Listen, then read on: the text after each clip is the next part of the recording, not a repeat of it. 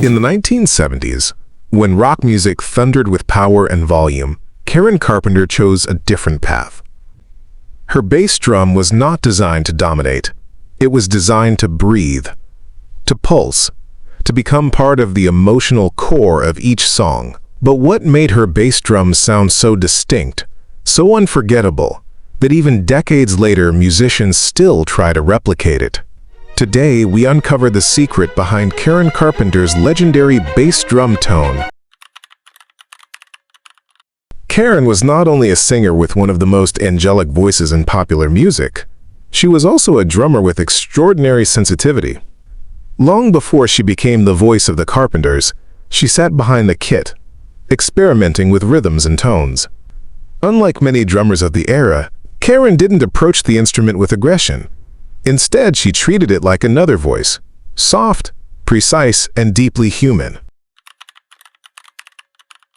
The 1970s were a golden age for drummers.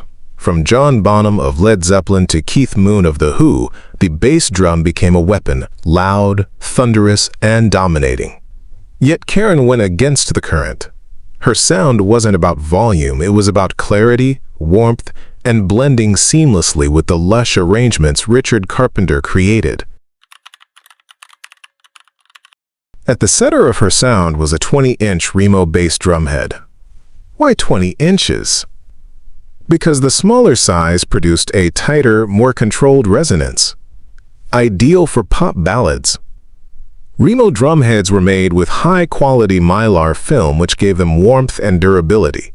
This combination created the foundation for Karen's signature sound, deep, yet never muddy.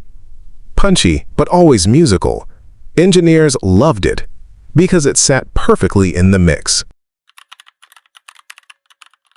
In the studio, engineers often enhanced Karen's natural drum tone with minimal miking techniques. Just a single microphone on the bass drum could capture the full richness of the 20-inch Remo head. They would adjust dampening carefully, using felt strips or pillows to remove excessive overtones. The result was a sound that was smooth, clean, and instantly recognizable on Carpenter's records. Even with the best equipment, tone comes from the player. Karen's right foot technique was subtle and controlled. Instead of slamming the pedal, she applied just enough force to let the drum breathe. Each hit was consistent, steady, and perfectly in time. Combined with her gentle touch on the snare and cymbals, Karen transformed a simple rhythm into a heartbeat, a steady pulse that carried the emotional weight of every song.